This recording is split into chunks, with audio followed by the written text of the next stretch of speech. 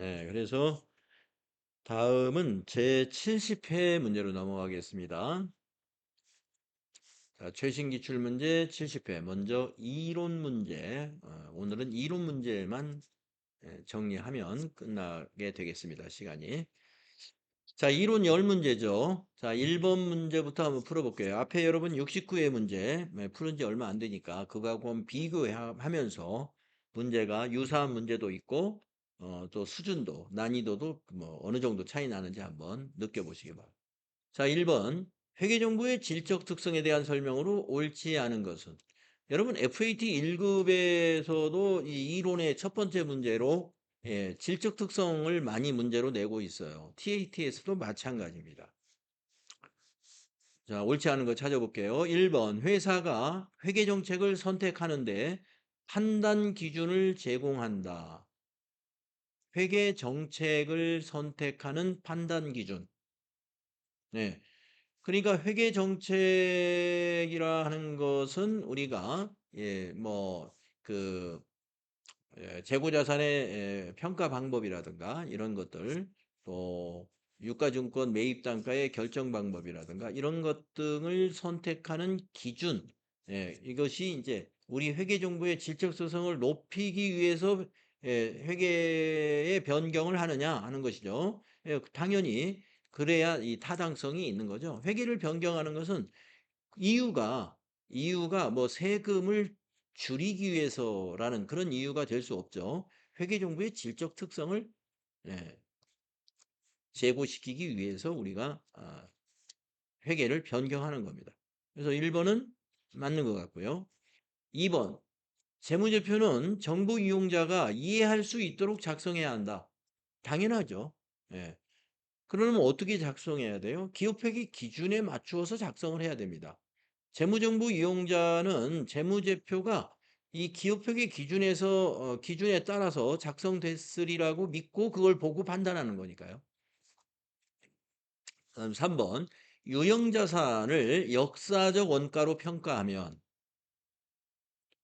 자, 유형자산의 평가는 두 가지 방법이 있죠. 역사적 원가, 즉 취득 원가를 쭉 가지고 가는 거죠. 그게 원가 모형이었어요. 그 다음에 또 한 가지 방법이 뭐가 있어요? 재평가 모형이라는 게 있었죠. FAT 1급은 원가 모형만 전제로 해서 문제가 나옵니다만은 TAT 2급은 재평가 모형을 가지고도 질문을 이렇게 합니다. 자, 그래서 역사적 원가로 평가하면 신뢰성은 높아지지만 그렇습니다. 역사적 원가라는 것은 취득한 금액이 반영되기 때문에 취득한 사실이라는 역사가 분명히 있는 거예요. 그러니까 신뢰할 수 있어요. 그런데 재평가 모형은 뭐예요? 공정가치를 반영하지 않습니까? 장부 금액을. 근데 그 공정가치라는 건 실제로 거래가 일어난 건 아닙니다. 시장 조사를 해서 이 건물의 현재 가치가 얼마냐라는 조사를 통해서 한 것이기 때문에 다소 신뢰성은 역사적 원가에 비해서는 떨어져요. 그래서 여기서 말하기를 신뢰성은 높아지지만 역사적 원가는 신뢰성이 높아요. 목적 적합성은 낮아질 수 있다. 맞습니다. 반대로 우리가 재평가 모형으로 평가할 때는 요 반대가 돼요. 신뢰성은 좀 낮아요. 예. 시장 조사를 위해서 한 거니까 신뢰성은 낮지만 목적 적합성은 높아져요. 자, 1, 2, 3번은 다 맞은 것 같습니다. 4번을 볼까요? 정보 이용자가 기업 실체의 미래 사건의 결과를 예측하는 데 도움이 된다면 신뢰성이 있는 거다. 자, 우리가 예측 가치라고 하는 요 가치가 신뢰성의 하위 질적 특성이냐를 한번 생각해 봐야 돼요. 신뢰성의 하위 질적 특성이냐를 생각해 보자. 여러분 신뢰성 하면 외우는 게 있죠. 표, 검, 중이라고 외우잖아요. 표현의 충실성, 검증 가능성, 중립성.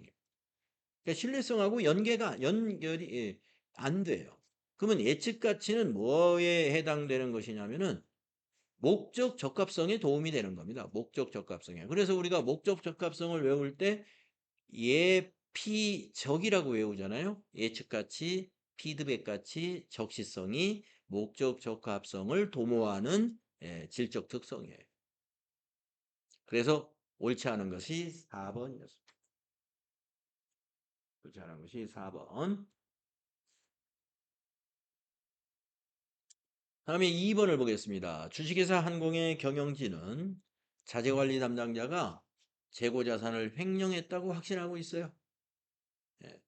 다음 자료를 토대로 자재관리 담당자의 횡령에 의한 재고자산 손실 금액을 계산하면 얼마인가 이랬습니다. 횡령 외에 재고자산 손실은 없다고 가정한다. 자, 이런 문제 가끔 나오더라고요. 자, 여러분이 이제 만약에 도둑을 맞았다라고 했을 때 무슨 기준으로 판단할까요?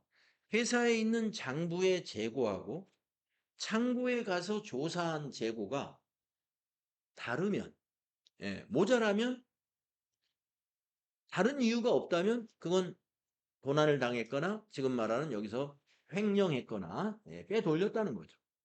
그런데 경영자는 도둑 맞을 리가 없다.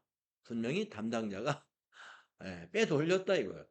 그러면 여기 주어진 자료를 가지고 아까 말씀드린 대로 장부상 재고 금액하고 실제 조사한 금액을 비교하면 되죠. 그렇게 계산한 거예요. 자, 그러면은 여기 실제 재고한 실사에 의해서 계산된 즉 조사한 금액은 5만 원입니다. 자, 5만 원하고 이제 장부상 재고 금액을 따져 볼게요. 자, 장부상 재고 금액은 자, 요게 자재 관리니까 뭐 원재료인지 뭔지는 모르겠지만 차전 재고 자산이니까 뭐로 A를 뭐든지 상관없어요. 자, 재고 자산의 기초는 어디로 가는 거예요? 사변에 오는 거죠. 그 다음에 단기 매입액이 그 밑에 오는 거죠. 단기 매입액 요거. 그러면 우리가 차변 금액이 다 나왔어요. 34만 원입니다. 대변 금액도 마감할 때 34만 원이 되도록 마감하는 거잖아요. 여기에 오는 게 기말 재고액입니다. 그러면 여기는 뭐냐? 원재료의 투입 금액이 되는 거죠. 이제 원재료라고 해서 좀 투입이라는 표현인데 상품으로 말하면 매출 원가죠. 매출 원가. 여기는 지금 매출이 나왔으니까 이걸 상품이라고 바꿔서 원재료라고 하니까 좀 대입이 안 되니까 상품. 자, 그러면 여기에 들어가는 것은 이제 매출 원가잖아요. 그럼 매출 원가를 이 두 개의 데이터를 가지고 구할 수 있어요. 단기 매출액이 40만 원인데 이익률이 30%예요. 자, 우리가 매출액에서 원가를 빼면 이익이잖아요. 매출 원가를 빼면 이익이 30%라면은 원가율이 70%죠. 그래서 40만 원의 70%가 매출 원가예요. 47은 21, 21만 원이 매출 원가인 거예요. 자, 그러면 기말 재고액이 얼마란 얘기냐? 34만 원에서 21만 원을 빼면 되죠. 13만 원이요. 그렇죠? 기말 재고액이 상품이 13만 원이에요. 장부상. 47은 21이 아니죠. 제가 계산 잘못했죠? 28만 원이지. 28만 원이죠. 그래서 34만 원 마이너스 28만 원 하면은 얼마죠?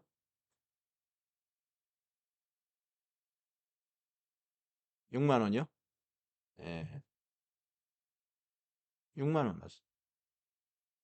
6만 원이 장부상 상품의 재고 금액입니다. 자, 그런데 실사해 보니까 얼마였어요? 5만 원이었죠. 만 원이 부족하죠. 그래서 답이 1번인 거예요. 네. 자, 이런 스타일의 문제가 나온다는 거. 음. 한번 해봤기 때문에 여러분 아마 또 나오면 맞출 수 있을 거예요. 1번이었습니다. 다음에 세 번째 문제 보겠습니다. 다음은 주식회사 항공의 매입 관련 자료이다. 선입선출법. 먼저 입고된 것이 먼저 판매됐다 하는 게 선입선출이죠. 이걸로 인한 3월 상품의 매출 원가는 얼마인가? 그러면 선입선출로 원가 계산을 해라 이런 얘기예요.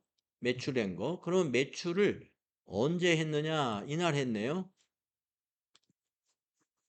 3월 25일 날 6,000개. 이 6,000개를 선입선출로 계산하면 돼요. 매출 원가니까. 자, 그러면 3월 3일 거 4,000개. 이거 해당되죠? 단가가 400원이니까 계산하면 얼마 나오나요? 4,000개 곱하기 400원 하면은 446, 160만 원 원가에 반영되고, 그 다음에 여기서 2,000개가 반영돼야죠. 그래야 6,000개가 되니까. 그러면 2,000개는 450원짜리죠. 그래서 아까 여기 160만 원 나왔어요. 여기서 160만 원. 그리고 이번에는 450원짜리 곱하기 2,000개 하면은 6,000개 다 계산돼요. 90만 원 나오네. 여기 90만 원. 이 두 개 더한 것이 매출원가. 250만 원이다. 답이 2번인 거죠. 매출원가는 매출한 수량의 원가인 거죠. 그것을 선입선출법으로 계산하라. 그러면 이 방식으로.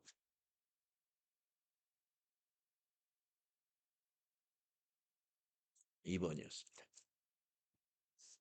다음 4번을 보시면은 주식회사 한공은 24년 12월 31일 현재 장부 금액이 250만 원인 기계장치를, 그러니까 24년 12월 31일 현재니까 지난 결산 때죠. 그리고 25년 7월 1일 6개월 지났어요. 180만 원에 처분하면서 20만 원의 처분 손실이 발생했다. 이 기계장치와 관련하여 주식회사 한공이 25년에 계상한 감가상각비는 얼마이겠느냐. 자, 그러면 25년도에 감가상각 누계액이 어떻게 되었는지를 알면 되는데요. 알 수가 있습니다. 왜 알 수 있느냐. 자, 7월 1일 날, 25년 7월 1일 날 180만 원에 처분할 때 20만 원의 손실을 봤다는 얘기는 장부 금액이 얼마였다는 걸까요? 200이었다는 거죠. 근데 지난 결산 때 장부 금액은 250이었어요. 그러면 50만 원이 줄었잖아요? 그게 당기에 25년에 계상한 6개월치 감가상각비예요. 전기말 감가상각 누계액이 250이었는데 250 감가상각 누계액이 아니라 장부 금액이, 전기말 장부 금액이 250이었는데 7월 1일 날 이걸 처분할 때 장부 금액은 200이었다 이거예요. 그러니까 180에 처분하면서 20만 원 손실을 본 거예요. 그러면 장부 금액이 지금 50만 원 줄었잖아요. 처분할 때 감가상각비를 당기 거를 50만 원 반영한 거예요. 요거를 25년도에 6개월치를 그래가지고 감가상각을 50만 원 더 했기 때문에 장부 금액이 50만 원 줄은 겁니다. 따라서 25년에 계상한 감가상각비는 50만 원이다. 이런 계산이 가능하죠.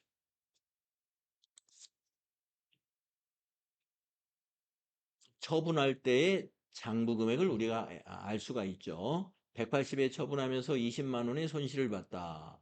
그러면 장부 금액이 200이었다 이거예요. 예. 그러면 6개월 전에 장부 금액은 얼마였느냐? 250이었다 이거 250. 그럼 50만 원은 뭘로 처리했을까요?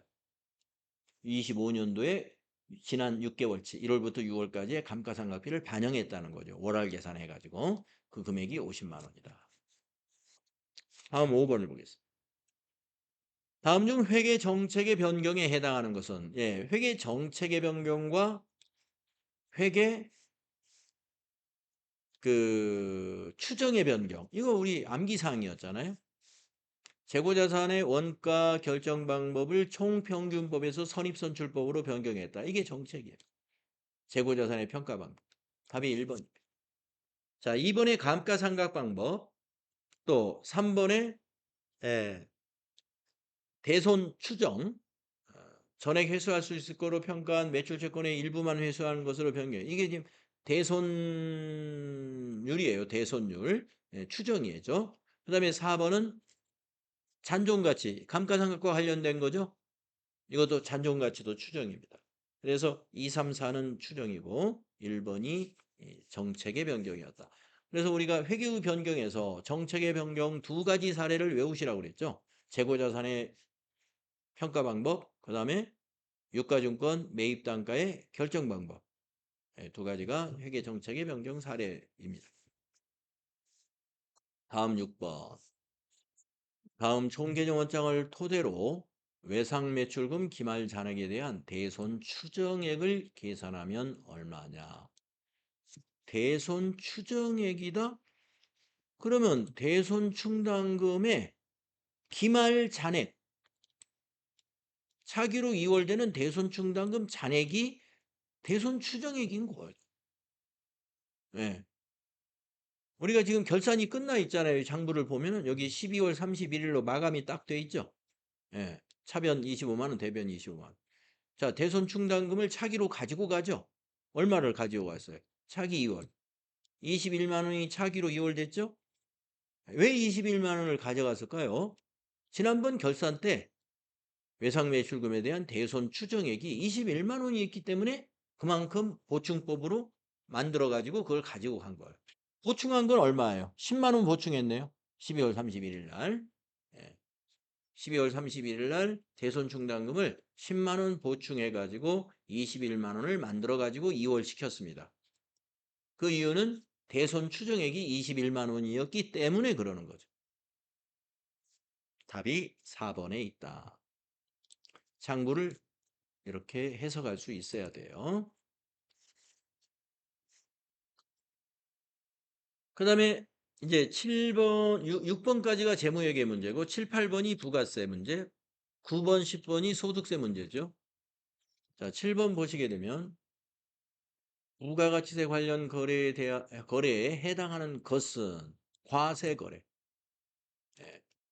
우리가 부가가치세는 과세거래만 있는 것이 아니라 부가가치세 면세도 있고, 네, 그렇죠? 예.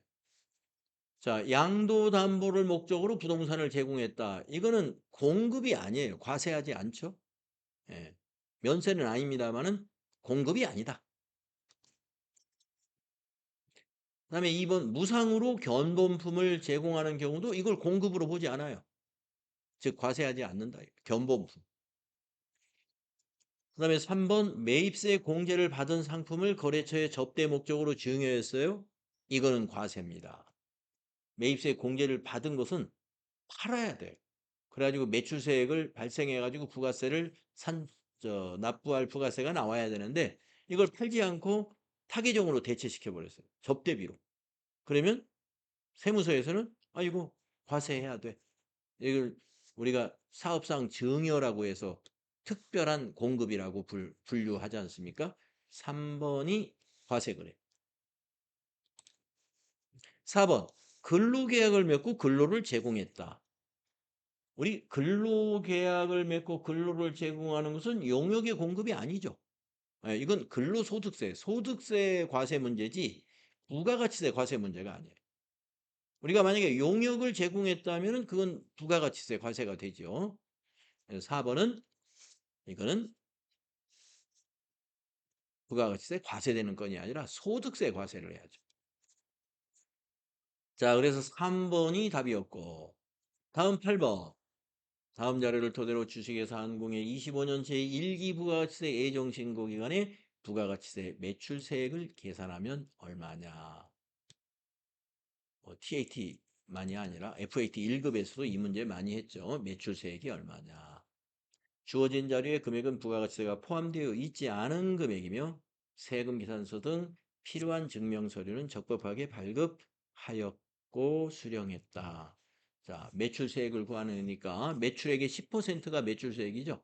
자, 1월 9일 날 현금 매출 500만 원 했으면 50만 원이 매출세.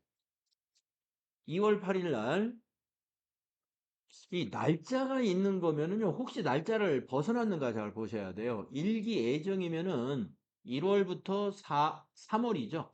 날짜는 다 들어있네요. 자, 2월 8일 날 외상 매출금 3천만 원에 10%는 300만 원. 3월 7일 날 매입세 공제를 받은 재화를 거래처에 증여했어요. 아까 7번에서 예, 바로 예, 그런 경우죠. 그러면 시가로 과세를 해야 돼요. 시가로. 그러면 300만 원에 10% 30만 원. 매출세액이죠.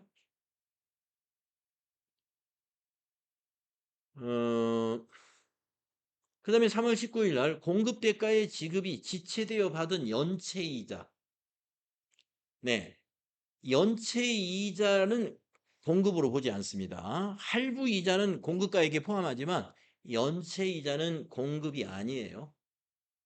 그래서 이건 매출세액을 계산하면 안 됩니다.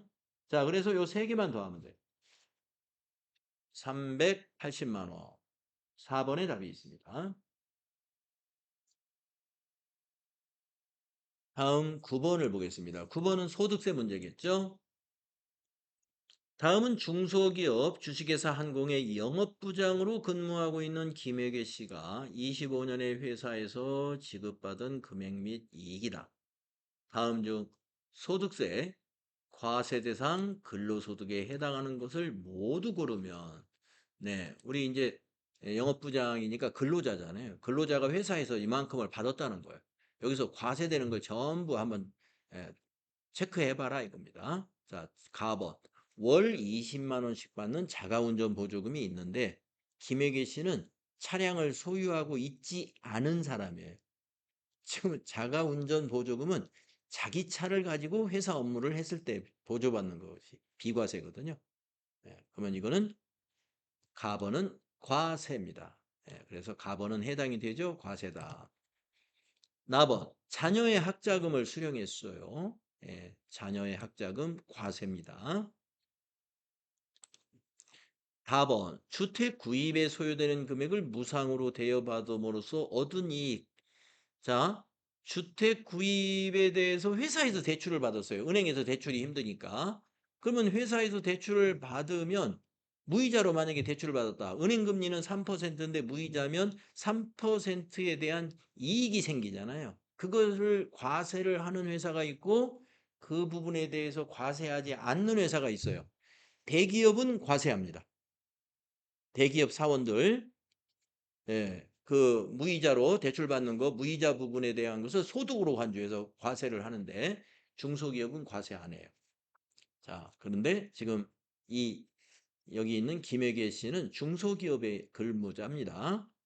그래서 과세하지 않는다. 주택구입자금 관련된 그 수익으로 보지 않아요. 그다음에 라번 식사의 제공을 받지 않고 수령한 20만 원의 식대 비과세죠. 예. 그러니까 식사 제공을 안 받았기 때문에 식대 보조금은 비과세입니다.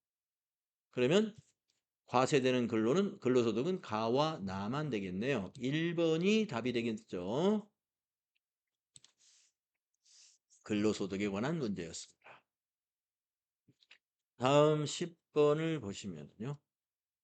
다음 자료를 토대로 거주자 김한공 씨 25년에 종합소득 산출세액을 계산하면 얼마냐 그랬는데 세액을 계산하려면 세율을 알아야 되는데 어떻게 하지? 세율을 안 외웠는데 여기 세율표를 딱 주었기 때문에 과세 표준만 계산하면 됩니다. 그러면 답이 여기 세율 적용해서 구하면 돼요.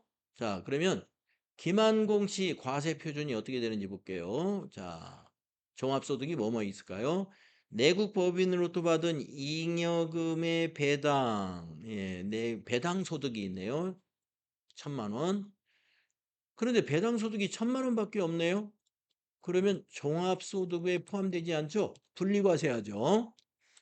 이거는 분리과세. 근로소득 금액 이거는 종합과세예요. 종합소득공제. 네. 소득공제는 우리가 인제 뭐 여러 가지 소득공제가 있죠. 이게 다 합쳐져서 2천만 원이다 이거예요.